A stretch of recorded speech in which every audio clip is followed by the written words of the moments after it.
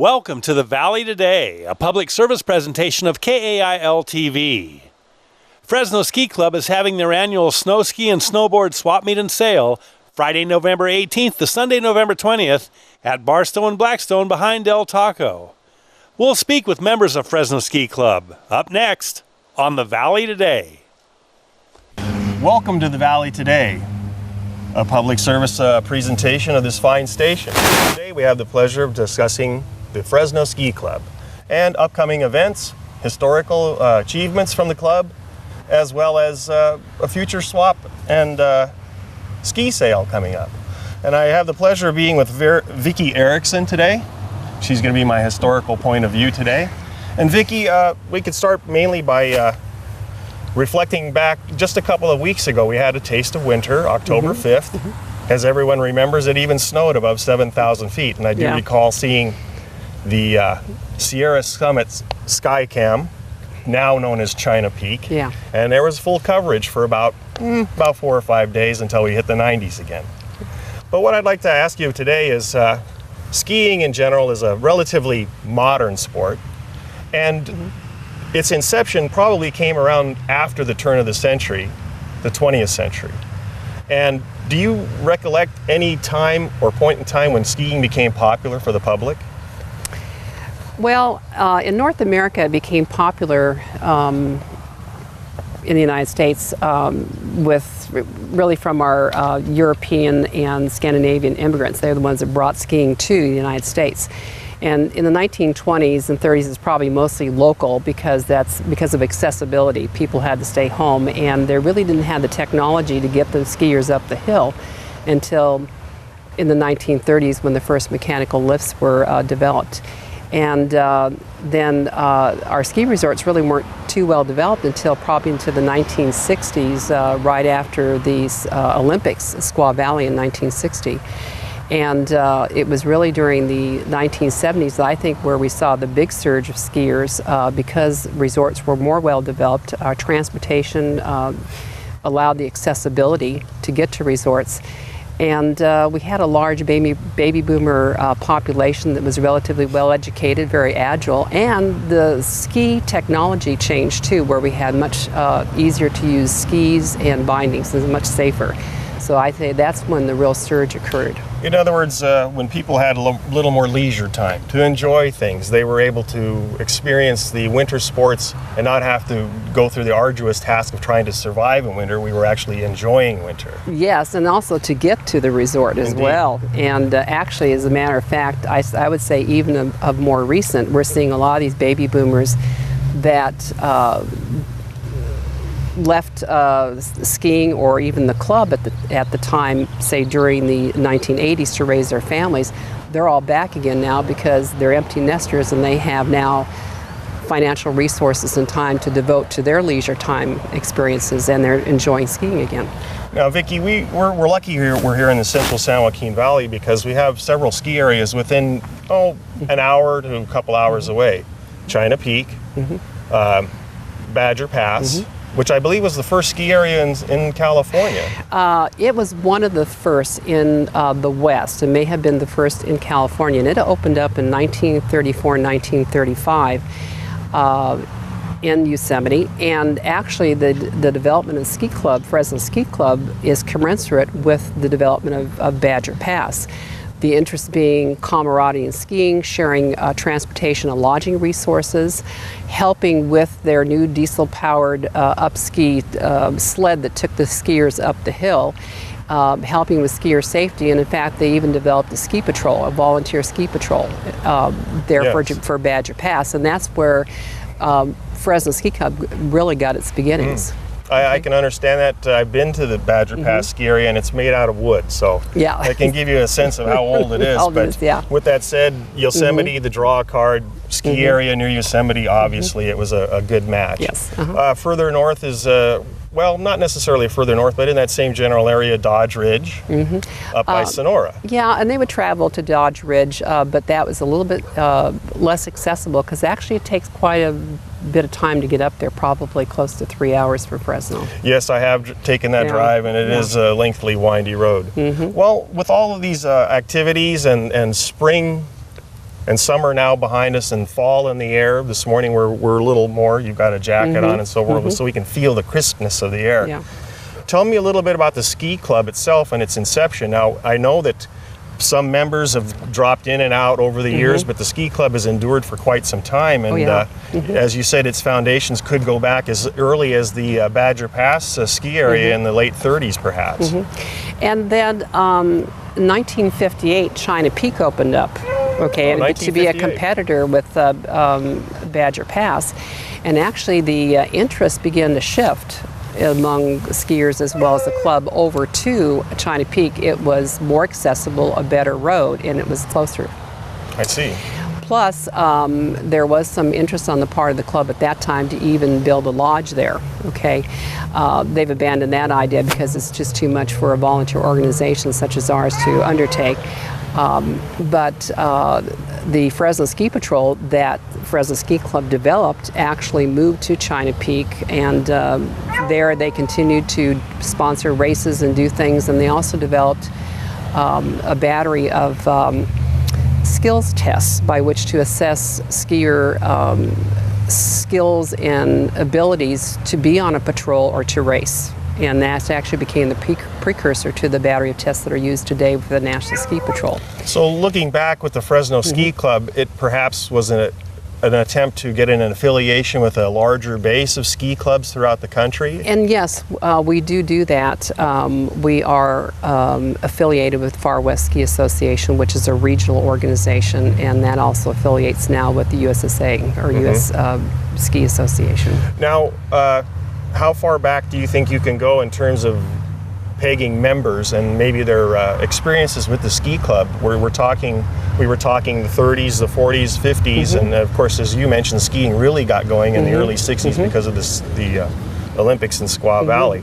But the relevance of the ski club in Fresno, again, when did that really get going again, as in terms of long-term memberships and joining the club and so forth? Yeah, I think during the 50s after the war, you know, well, actually, it really has always had a strong, continuous membership.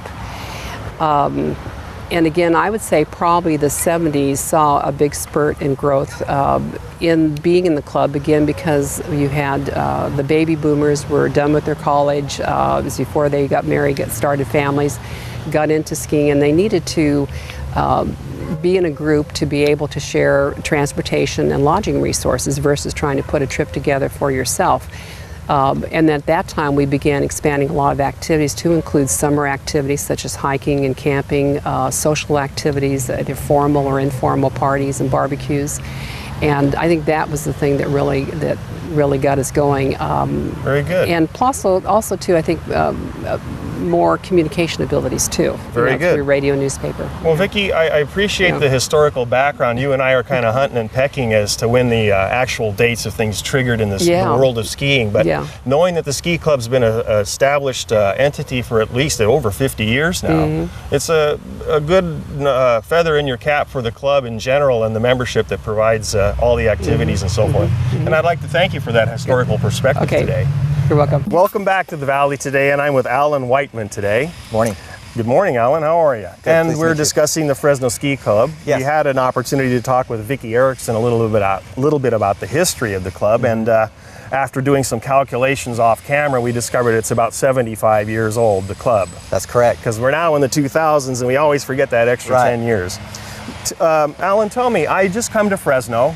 I'm a skier, and I'd like to get integrated into the ski scene in Fresno. How do I find or know about the ski club?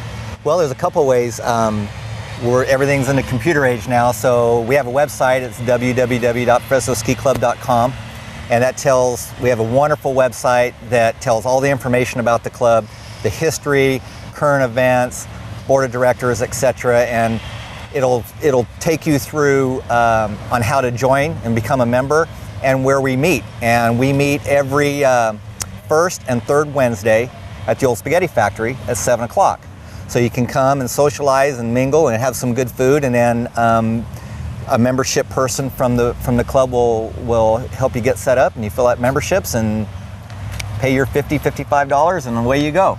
You know, that's a very good opportunity, Alan. I've talked to members who have been in the ski club before, and they say it's a very festive atmosphere. You do pick venues where you have your meetings that are pleasurable, and people can have a drink or have a meal or something, and then discuss the minutes of the meetings and so forth. Yes. The ski club is an affordable access to skiing, I believe. I've heard that package deals are available through your club, and that you're not only doing skiing, which we're going to focus on mostly today, but you have summer activities, spring, so forth. Yeah, sometimes we're called a social, sometimes ski club. Okay. Sometimes more social. I've been in with the club since 2006, and I've gone to places that I've never dreamed I've been able to go to. I've been to Jackson Hole, Wyoming for a week, and the package was less than $1,300. That's airfare, your skiing, your lodging, and even a couple meals, and you just cannot do that on your own for that. We've gone to Whistler, Canada this last year. We do 2 or 3 Tahoe trips a year, sometimes on the North Shore, sometimes on the South Shore, with a chartered bus. You don't have to drive, and the prices, you can't afford not to do it. Yeah, you can't be beat. It's excellent, and the camaraderie when you go and you meet new friends, when you go on these long trips, is you can't put a price tag on that. Right. Now, with 75 years of existence, I'm sure that you've had members drop in and drop out over the Yes. time, and that's kind of the refreshing thing about the Fresno Ski Club, is that it somewhat recycles itself from time to time, and Vicki even told me that members who were members years and years ago have returned to the ski club after, say, having children or moving out of state and coming back again. They That's find correct. it refreshing to find old friends in the ski club and rekindle that relationship that they've had. Affordability is a fantastic portion of this thing, and the variety of ski trips that I understand that you take are quite vast, out of state and even including airplane That's fare. correct. And out of So, country. Out of country. Yeah. I think that I understand the ski club went to Europe this last year. Yes. A couple years ago, I think it was Three Valleys, France, is where they went, and then this last winter we were in Whistler, Canada. Oh my we goodness. Skied Whistler Very and Blackcomb, both mountains. Very good. Yeah. Now, is there any requirements to join the club in terms of is there a membership fee, or is there an attendance required amount of attendance, or can you kind of treat this as a casual relationship? It's very casual, but to join or participate in the trips, you do have to be a member, and I believe that membership is $55 Per year? per year. Oh. And then there's a family membership also, and that I think it's around 175 to 100, something like that. What you're saying is it's cheaper than somebody's average cell phone bill. Oh, every month. absolutely, absolutely. And plus, if you participate a lot, the more you participate, the more money you're saving on these trips also. Currently, what do you estimate your membership to be? I think right now we always start off low. We're in the 80s. We average about 150 for the year. Sometimes we've been over 200 before. And as the season gets going and people want to go on the trips, say, oh, I got to fill out my membership. And our membership increases substantially before Christmas. Now, you have a variety of people, young families, older people, senior citizens perhaps, Yes. that all join in the ski club and activities for Yes. everyone. Everyone. And- Activities for everyone. And I understand that, again, our focal point is skiing, but I've heard of these summer trips where you're hiking, you're whitewater rafting, you're taking excursions, bird Yes, exploring, all yes. kinds of things. We have a phenomenal guy on our club who organizes our hikes. We do about 6 or 7 hikes a year, and we start in the spring. And this last one I went on to, we did Alta Peak in Sequoia. It was a 15-mile loop at 11,000, almost 12,000 feet. But the scenery you see in these hikes are breathtaking. There's no rush. We all have a good time. We have lunch when we get there and take our time coming back. We do the Dinkies trails a lot. Spend a lot of time in Kings and Sequoia National Park. We did many hikes in Yosemite last year, and it's a good way to get health. You know, because you're skiing or you're walking, you're in high altitude, you're working your legs, but you're also having a lot of fun. Well, that's marvelous. The portent for the future will be continuing at Spaghetti Factory for now. I Yes. understand that the ski club has hopped around in various venues over the obviously 75 years in existence, Yeah. but that's the mainstay right now. Yeah, since I've been there in 2006, I don't know how long they've been there totally, but it's always been at the Spaghetti Factory. They got a great offset room where it's private, and they serve us there. They treat us phenomenal. The food is great, and there's plenty of room to to socialize and get the business done too. And we show videos. We have guest speakers. Tim Cohee from China Peak was here last week, and he gave us a rundown of what's going on new at the resort, so everybody gets informed of what changes they make and the good things that are coming up for the year. And along with the camaraderie, I imagine you get a sneak peek at a few Warren Miller, I believe his name is, films. We see all kinds of Warren Miller ski videos. Okay. Yeah, sometimes too many. Well, I don't think you can ever get tired of seeing people flying through the air. Yeah, well, what's really increased in a lot of video is snowboarding, and we're not just a ski club. We welcome snowboarders too, because that is a very popular sport. It's pretty much taken over a lot of the stuff. There's a lot of snowboarding activities on film. And now we were mentioning snowboarding. Yes, it's obviously a bigger sport, and I believe our local ski area, China Peak, does cater to that group. In fact, they even offer packages for students. I believe that skiing through the ski club also offers some discounts and so forth that can be afforded even on our local ski areas around here, because you have ski day for the Fresno Ski Club up there and so forth. We have fun lunch days provided and so forth. Very good. We have 3 fun days a year and lunch provided, and we do activities. We have poker runs on the slopes, and sometimes we tried to do a volleyball thing last year, but it didn't work out. But it's endless what we can do. There's no limits. I believe, Alan, what we've discovered is the ski club's quite a place to go to. Yes, it's a mecca and a hub for activity all year long. Correct. It provides discounted fares for a fairly expensive sport nowadays. Yes. When you include transportation and hotels and airfare and so forth. Right. And it's open to just about everybody. In fact, let's just say everyone's involved and can be involved in the ski club. We welcome them with open Why don't you arms. give us another website that they can go to, and then if they are interested in joining the ski club and finding out more about the activities, they'll know where to find you. Okay, it's www.fresnoskiclub.com. Well, welcome back to the Valley today, and we're finalizing our segment with the Fresno Ski Club, and we have Jerry Garwick with us today. And here we are at the meat and the potatoes of this whole segment and show, the Fresno Ski Sail, Ski Board, and Swap. Did I say that correctly? Annual Ski Board Sale and Swap. It is, and it's a mouthful, Charles. We're traditionally called the Fresno Ski Swap and Sale, but we encompass so much more than just ski equipment. I've got a little bit of a demonstration back here on some of the equipment that we have. And of course, we have skis, traditional downhill skis. We have a fair number of people in the club who do cross-country skiing. Far more exercise because you have to walk up the hill as well as ski down it. We have a fair amount of children's equipment, which is always a big draw. And certainly not to forget our snowboarders, because snowboarding has become such a popular sport, not only in the United States, but in Europe within the last 20 years. It's just exploded in popularity. And of course, that's a big draw for the ski areas financially. We have a number of boots, both ski boots and snowboard boots. Now, Jerry, where do you acquire the gear that you present for this swap and sale every year? We have 2 major categories. We have used equipment that anybody can bring in and put a price tag on and sell. And that's a great opportunity for families to buy their equipment at a relatively inexpensive rate. For instance, we'll have clothing for children, and so as a family's child grows older and larger, they don't have to go and buy brand new stuff for that 1 or 2 years that the child is growing.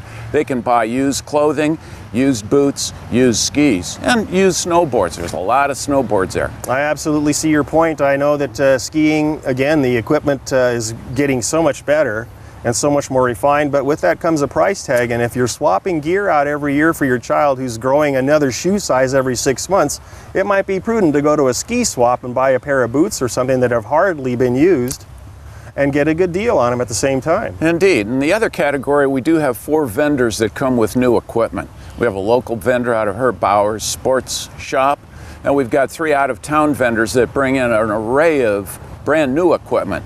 Now, frequently their equipment will be 1 year old. That doesn't mean that the equipment has actually changed, but possibly the graphics, the color, things like that have changed. So they're trying to get rid of this gear. They don't want to hang on to it in their inventory, and they greatly reduce the price of it. So that's a great bargain. As they say, buy your ski gear in the summer or in the early fall time, because Christmas time they're definitely going to get their top dollar for a gear. Oh, absolutely. And the variety you have, everything from cross country to children's skiing to snowboarding to downhill. I mean, you may even have some old vintage stuff in there that people are looking for antiques to put on their walls in their cabins in the mountains. That's a famous thing. Put an old pair of skis on the wall, or a pair of snowshoes, for instance. Well, you ever come across any of that old gear for sale? Most of it's in my basement. I've got my very first pair of skis that I bought back in the 1950s. Yeah. So what you're talking about is relatively recent gear that's certified safe and approved, and can be used at any ski area in anywhere. We will not accept a piece of ski equipment that is not what we refer to as indemnified by the manufacturer. It has to be current, and a ski shop has to guarantee that they will work and repair on that equipment. So it is safe. All right. Now, this year you have your gathering, I believe, at 5365 North Blackstone, corner of Blackstone and Barstow, behind Del Taco. Tell us more about your location this year. Well, the location is fortunately in a building that had been vacated recently. It's a relatively large building. The parking is great. Access is great because it's on Bullard and Blackstone. We'll have a huge sign posted on the front of the building this week, so it'll be visible for about 30 days before the actual swap begins. Is there an admission fee to come and see this abundance of gear for a very discounted price? There is, and it's dirt cheap. We charge $5 for each person or for a family that enters. The really good deal is that when they exit, they can redeem that $5 to get $5 off of their purchase, or as an option, they can put their name and telephone number or email address on the back of the $5 swap buck, put it in a bucket, and we use that for Special Olympics drawings. And all of the money that we get in that Special Olympics bucket goes forward to Special Olympics, who really they're there at the swap, and they will take used equipment that people would like to donate for their cause. So the ski club has a kind of a double punch. They have an ability to make donations for charitable causes. They have affordable equipment for families and anybody else who can get the opportunity to go to the ski swap. I certainly, with a family of four, would spend $20 to save $200, $300, $400 on ski gear going into this season. Small peanuts. And as you said, it's a rebatable fee. Once you do pay that admission fee, you get it back in possible gear or credits. Well, Charles, it's even better than that. We don't charge $5 for each member of the family. We charge $5 for the entire family. Oh, even better. Additionally, China Peak will be there. They will have a table set up with advertisements on what they can offer the public, and China Peak will be offering to sell season ski passes right there. They will have their cameras set up so an individual that hasn't had an opportunity earlier in the year to buy their season ski pass, they'll be able to have their picture taken and get their ski pass all set up right there. Very good. So it's a one-stop, can satisfy a lot of running around town in one location. Now, the location of the ski swap, is this something that you're going to look to continue at this location? I've heard that they've been in other places in different years, and certainly we'd be happy to announce those in the future years. Where were you last year? We were about across the street at the old Freedom Riders motorcycle shop. We were there for 2 years. Mm-hmm. A new store moved in there, a hobby store, and each year one of our major problems is to find a large enough empty space that a real estate agent is willing to lease to us for a short term. Yeah, I can see that. I'm from Los Angeles originally, and as I was a skier in the early 70s, people were lining up to go to the ski swaps because they knew they were going to get the gear that they were looking for, perhaps maybe a year or two older than the latest model, but they were saving hundreds of dollars. The thing is that getting the locations and the room that you said to provide that much accessibility and see all these things, you need a large facility. Well, I want to thank you, Jerry, for bringing that to my attention, and the Fresno Ski Club is certainly a notable organization in town, and they're doing their best to make fun, take advantage of our Sierra Nevada mountain range, and provide an affordable, luxurious, I would say luxurious, because I know some of the places you guys go to, and you stay in some pretty good digs for the price you get them for, in Tahoe and so forth. And I just want to thank you greatly for sharing that with us, and showing us some of the gear that's available. And once again, would you like to mention anything about a phone number or address or anything there? I'll give you your own flyer back. Well, the easy place is, of course, the email site that is www.fresnoskiclub.com. The ski swap and sale is advertised on that, and that's probably the best way to find out about the times. Very good. Well, thank you. Thank you very much, Jerry. I'm going to take my I'm going to take my flyer too, because I'm going to go.